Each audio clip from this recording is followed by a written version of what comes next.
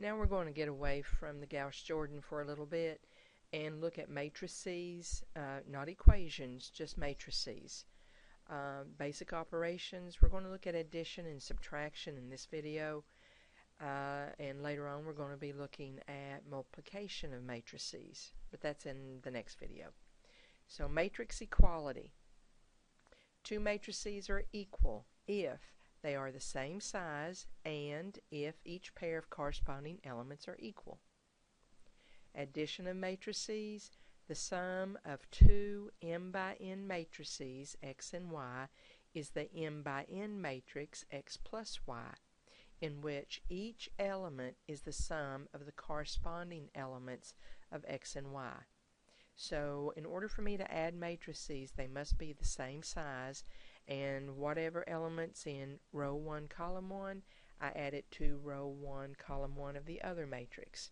That's what it means by corresponding elements. Subtraction of matrices, that's the difference of two m by n matrices, x and y, is the m by n matrix x minus y, in which each element is the difference of the corresponding elements of x and y. Additive inverse, or negative of matrix X, is the matrix negative 1 times X, in which each element is the additive inverse of the corresponding element of X. Now referring to these following matrices, I've got matrix A, B, C, and D. I need you to pause me, go ahead and put these in your calculator.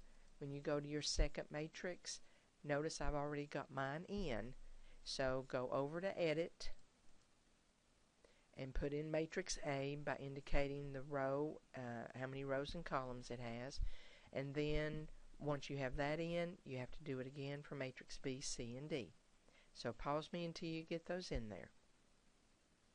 So the first thing we're going to look at is matrix A plus D. First I want to do this by looking at them, and then we'll double check VI calculator.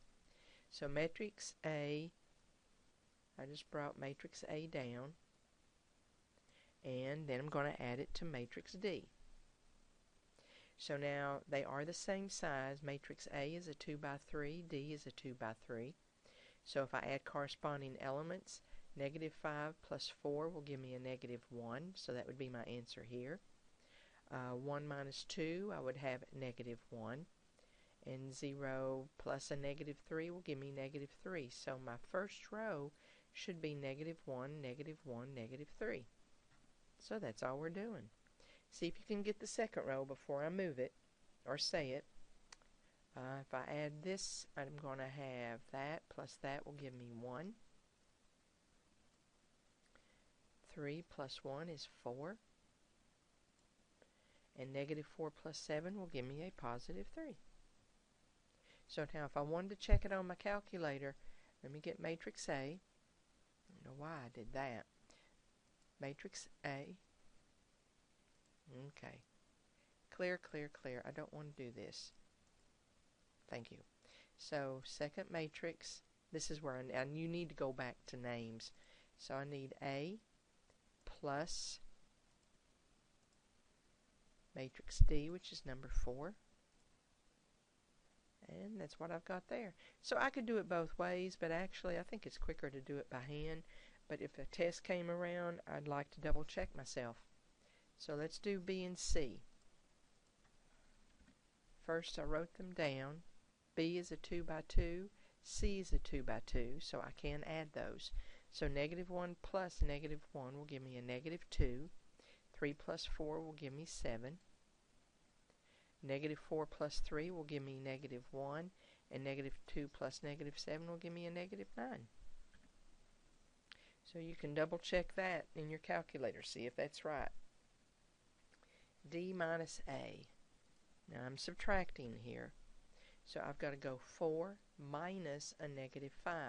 Well, if I do minus a negative 5, that technically is adding. So 4 plus 5 will give me 9. Negative 2 minus 1 will give me negative 3.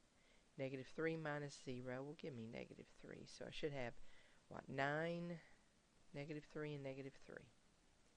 Okay, now the bottom row. 0 minus 1 will give me a negative 1 here. Now this one I can go ahead and move. 1 minus 3. Remember, you have to do corresponding elements. Will give me a negative 2. And 7 minus a negative 4 is going to give me an 11. So there it is. Now, when I have a number multiplying a matrix, it's called a scalar, but it's still technically the same thing that we've done before. The negative 3 is going to multiply everybody here. So I think I put negative 3 times the matrix, and then we just multiply. Negative 3 times negative 1 is going to give me a 3. Negative 3 times 4 is going to give me a negative 12. So let's see if I have that. Negative 3 times 3 is a negative 9, and negative 3 times negative 7 is a positive 21. So won't you try number 5 before I do it? So pause me. Go 2 times A.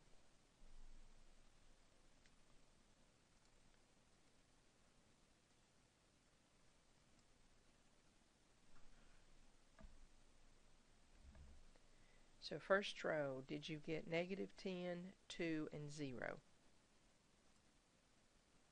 Bottom row, did you get 2, 6, and negative 8? There it is. This one's a little bit more difficult because I technically have to do order of operations. I have to do my multiplication before I do my subtraction. So I first indicated what I've got. So I'm going to go 2 times B and then negative 5 times C. Now if you do negative 5 times C, if you do it that way, then you're going to end up with a plus that matrix, or if you keep the negative and multiply through by 5. It depends on how you want to do it. I multiplied through by 5 and just kept my sign here. So 2 times that, go see if you get what I've got next. So pause me and go do that. Let's see. You should end up with negative 2, 6, a negative 8, and negative 4. And remember I said I kept my negative, so I distributed the 5 through. So in the next matrix I should have negative 5, 20, 15, and negative 35. And now I'm back to what we did back in problem 3. These are the same size. I can add them. So I've got, or subtract, negative 2 minus a negative 5 will give me a 3. 6 minus 20 will give me a negative 14. You do the bottom row. Negative 8 minus 15 should give you a negative 23. And negative 4 minus a negative 35, which is negative 4 plus 35, should give you a 31. Now, all of these were possible, but say I had matrix A plus matrix B, you would have to say that that addition is not possible because they are not the same size. Again, right up here for adding or subtracting matrices, they must be the same size. So that's it for this video. Thank you.